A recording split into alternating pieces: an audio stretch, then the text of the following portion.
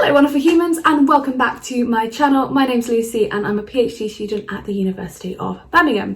And today I want to talk to you all about Twitter.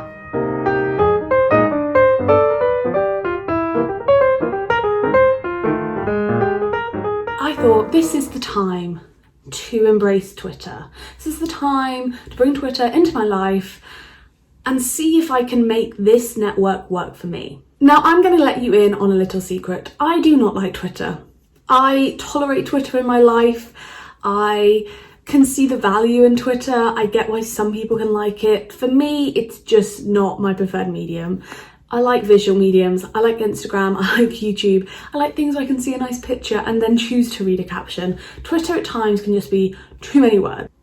Now, you might be sitting there being like, Lucy, why do you care so much about Twitter? Why is Twitter important? Why should you be like putting all this time and energy into a social media platform you don't like? Well, I'm glad you asked that question, hypothetical viewer. I would argue there are 5 main reasons why you should care about Twitter as an academic. And I'm gonna succinctly and quickly explain all of them to you, because I'm not gonna necessarily teach you how to do Twitter as an academic. I'm gonna teach you why you should care about it. Let's get into it. 1. Twitter lets you join wider conversations. The amount of academics on Twitter means there are always conversations happening about the latest articles, the newest publications, the conferences that are happening. If you are not on Twitter, you are obviously not part of that conversation. Now, that doesn't mean those conversations aren't happening in other places, but by being on Twitter, you are getting the latest up to date. You are also going to be able to connect with people who are not necessarily in your current network, be that through university, through your personal connections, through people you've met at conferences. It quickly allows you to spread and talk to people who are maybe studying in Belgium and have a really interesting aspect of research that is kind of related to yours that you'd never known about if it wasn't for Twitter. 2. Find and share resources. Twitter is a great place to crowdsource new resources that are coming out, finding ways that you can access them for free, find articles you never would have found, books you never would have found, conferences you never would have been aware of. A lot of that conversation is happening on Twitter.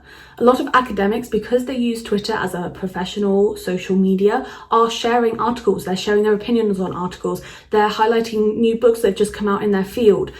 This is a place where you have access to a lot of resources, but not just access, you're getting opinions on those resources. Are those resources actually worthwhile? It's like this article's just been written. What is everyone saying about it? Oh, people are saying it's really great. I'll check it out. It's probably worth my time. Some of the people I follow on Twitter, I follow because they do kind of mini reviews on articles. They are constantly sharing their opinions on articles. So it makes it really a great way for me to find new resources in my field that otherwise I wouldn't have been aware of. On the flip side of that, you can also start sharing your knowledge and your opinion on articles. And because of the character limit on Twitter, it's a lot less of an investment and a lot easier to do than reviewing it on like an actual journal or in a blog site or some other medium. But you're still getting your opinion out there and you're still kind of establishing yourself as a little bit of an expert in your field because you're having opinions on these things, you're having opinions on resources and you're helping people find them. So it boosts your reputation. 3. Stay informed. There are a lot of news sites on Twitter, there's a lot of journalists, there's a lot of political activists, social activists. There's also institutions like the University of Birmingham on Twitter, and they will put official announcements out through Twitter. That means all this information is out there and it's a great way to stay informed about what is happening, not just in the world, but also potentially within your industry. And although I think it can be overwhelming at times, and I'm going to put a little asterisk by this one, sometimes you might need to like take a step back, like with the current US election. You don't need to be on Twitter all day, every day. That will probably just stress you out. But in general, it's a really good place to find out information, find out what people are saying about things, and just staying informed with kind of current events that may affect your research, depending on what you do. 4. The 4th reason why I think you should be on Twitter, and potentially one of the most crucial, is it increases your invisibility. It is part of your online digital footprint as an academic, and this is so important as a PhD researcher. I've covered this in previous videos, the one I did last week. Getting your research out there, being visible as a new researcher, as someone just entering your field, is so important as a PhD student. And Twitter is a great way to increase your visibility, not just within your institution, not just within your country, but across the whole world. by following the right people, by interacting with them, by liking certain tweets, by adding your voice to conversations about your field and your academic research sector, you are increasing your visibility. People will see that. They will be like, oh, yeah, that person has really interesting thoughts. Might not all be positive. Some of them they might be like, well, I completely disagree with that, but they know who you are. And that's actually really important, especially when it comes to things like postdocs, especially when it comes to things like getting the next steps, because people will already have an idea of who you are. You've already built up a reputation within your field about who you are, what you stand for, what you're researching, what you're interested in. So that's really important. I can't say much more simply than that. It's just important to be visible. The other thing about this is if you are saying things that people find interesting, that people think is valuable, they will share it with their followers, and then it will go even further beyond your original network of people. And that's not something that necessarily happens in the same way when you attend conferences, when you even get articles in journals. So the fifth and final reason why you should care about Twitter as a PhD student is it is a great networking site.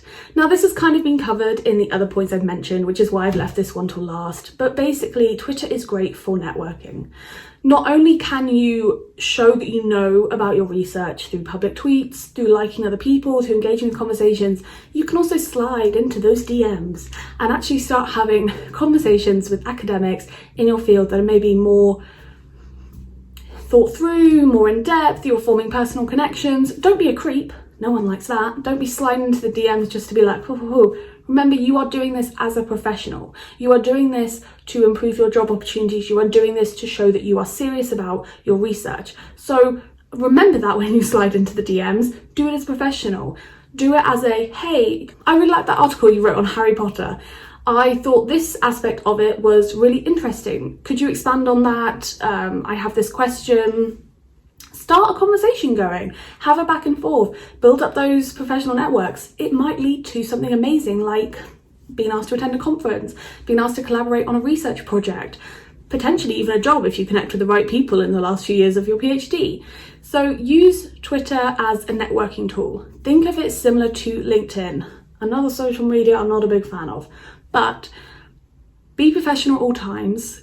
Make sure everything you post is relevant. Don't be posting stuff that you're going to regret in 3 years' time or even 3 months' time. I'd say it's okay to post the occasional personal thing from what I've gathered, but you want to temper that and make sure you're also presenting a professional front most of the time. Don't, find the balance. You want to be personal, you want to be yourself, you don't want to come across as this robot, but you also want to show you're serious, you want to show your intellectual side, and you want to show that you are someone who is taking this job and this research professionally.